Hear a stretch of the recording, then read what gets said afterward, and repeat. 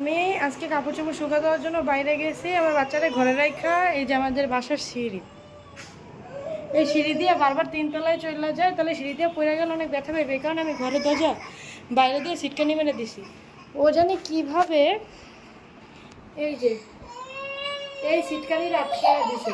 আমি তো বাইরে কত করলাম, কোনোভাবে সিটকানি খুলতে পারলাম না। আর বাবা এসে কোনোভাবেই খোলা সম্ভব, তাই এই সিটকানি কোনোভাবে দরজা টরজা আটকাইতে পারতেছি না। পরে ও কীভাবে জানি খুলছে আর অনেক ব্যথা পাইছে, এখন কান্নাকাটি করতেছে। আপনাদের কি বলবো বাকিটা পরে বলতেছি।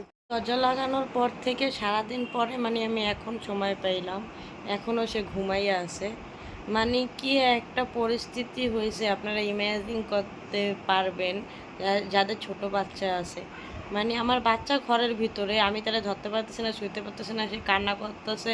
মানে আমার বাচ্চা যে দরজা খুলতে পারবে না আমি জানি, দরজা সে আটকাতেও পারে না, খুলতেও পারে না, কিন্তু হঠাৎ করে আটকে দিছে। আমি দুঃস্বপ্নেও কল্পনা করতে পারি না যে এরকম একটা অবস্থা হইবে। এখন আপনারা বলতে পারেন এতটুকু বাচ্চাকে রেখে আপনি কেন ঘরের দরজা আটকায় দিয়ে গেছেন। ও সমানে আমাদের তিনতলা বাসা, তো তিনতলার উপরে যায়, তো সিঁড়ির ফাঁক থেকে পড়ে গেলে তো আর কোনোভাবেই বাঁচানো সম্ভব না। এক বিপদ থেকে বাঁচাইতে যাইয়া আর এক বিপদে পড়ছি। রীতিমতো আল্লাহ যদি রহমত না করতো তাহলে ঘরের দরজা ভেঙেও মনে করেন ঢুকতে হইতো। আর এই ঘরের দরজা যদি ভাঙা যেত মিনিমাম ওই জায়গায় 20-25 হাজার টাকা একটা ডোনেশন দেওয়া লাগতো। তারপরে বাচ্চা যেই ভয় পাইতো সেটা তো ফ্রি। এত একটা হঠাৎ করে আসা বিপদ, আমার কাছে ফোন পর্যন্ত ছিল না। আমি রাস্তায় যাইয়া এক দোকানদার কাকার কাছ থেকে ফোন নিছি, তারপর আমার হাজবেন্ডরে কল দিছি। এমন একটা পরিস্থিতি আমার, আমি কি করব আমি বুঝা পাইতেছিলাম না যে সময় ফোন দেওয়ার আগ পর্যন্ত। ইভেন আমি একটু থাকে না কিছু মানুষ সহজে কারোর সাথে মিশতে পারে না, কারোর সাথে কথা বলতে পারে না সহজে। আমার মানুষের সাথে মিশতে প্রচণ্ড টাইম লাগে, আর আমি সহজে কারোর সাথে কথা বলতে পারি না, ফ্রি হইতে পারি না। আর কারোর কাছে কোনো জিনিস চাওয়া এটা তো আমার কাছে একটা অসম্ভব বিষয়। আমার ঘরে যদি কোনো কিছু না থাকে, কাইন্ড অফ লবণ কিংবা মরিচ, আমি কখনোই আমার পাশের ফ্ল্যাটের মানুষের কাছে যা চাই না। কিন্তু আমি এত থাকে না মানুষ একটু কিছু মানুষ এরকম হয় আমার মতো, যারা মানুষের সাথে মিশতে পারে না। তো সেই জায়গা থেকে বাইরে যেয়ে দোকানদারের কাছ থেকে ফোনটা চাওয়া আমার কাছে খুব আনকমফোর্টেবল ছিল। কিন্তু তাও এখন এত বড় একটা বিপদের মুহূর্তে তো এখন কি করব। আমি পরে দোকানদারের কাছে যে ফোন চেয়েছি, দোকানদার বললো কি করবেন ফোন দিয়া। তো আমি বললাম এরকম এরকম ঘটনা, আমার বাচ্চা ঘরের ভিতরে আটকে গেছে, আমার হাজব্যান্ডরে একটু কল দেবো। তো কল দেওয়ার সাথে সাথেই ওর বাবা প্রায় 15 মিনিটের ভিতরেই চলে আসে দোকান থেকে। আইসা তো সে দরজা ভাঙার খুব চেষ্টা করছে কিন্তু পারে নাই। কিভাবে জানি প্রায় 2 ঘন্টা পরে আল্লাহই রহমত করছে, আমার বাচ্চা দরজা খুলছে।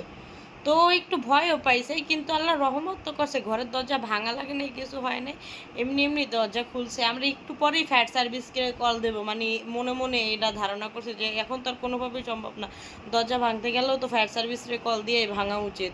এই কারণে ফায়ার সার্ভিসকে কল দেবে এমন সময় ও দরজা খুলছে। আর আমাদের এই বাসার বাড়িওয়ালা এত ভালো এত ভালো, সে তার দরজার আর দরজা কাটি না গ্রিল ভাঙি তাতে তার কিছু যায় আসে না, বাচ্চাটারে বাইক করা নিয়েই তার মেন প্রায়োরিটি ছিল। আসলেই অনেক ভালো একটা বাড়িওয়ালা, আল্লাহ এত বড় বিপদ থেকে আমাদের রক্ষা করছে। সবাই আমাদের জন্য একটু দোয়া করবেন। আর আপনাদের এই ঘটনাটা বললাম কেন, যাদের ঘরে ছোট বাচ্চা আছে তারা একটু সাবধানে থাকেন। কারণ আপনারা হয়তো বা জানেন আপনাদের বাচ্চা নিচের সিটকানি থাকলে ওইটা আটকাতে পারবে না, কিন্তু হঠাৎ করে আটকে দিতে পারে। তখন আপনারা যারা ঢাকায় থাকেন তারা আপনারা অনেক বড় একটা হ্যারাসমেন্টের শিকার হবেন। কারণ আমাদের তো বাইরে জানলা দিয়ে ওর সাথে কন্ট্যাক্ট করা গেছে। ঢাকায় তো 5-6 তলা বিল্ডিং হয়, ও আপনারা তো কন্ট্যাক্ট করতে পারবেন, দরজা ভেঙেই ঢোকা লাগবে। আর পুরো বাসায় বাচ্চা একা, কত ভয়ানক বিষয় বাচ্চাটার জন্য। তো যাদের নিচের সিটকানি আছে আর ঘরে ওর বয়সী বাচ্চা আছে, তারা ওই নিচের সিটকানিটা একটা দড়ি দিয়ে আটকায় দিবেন, জানি ওরা সিটকানি যেই ছোটো পোর্শনটা থাকে ওটা জানি লড়াইতে না পারে।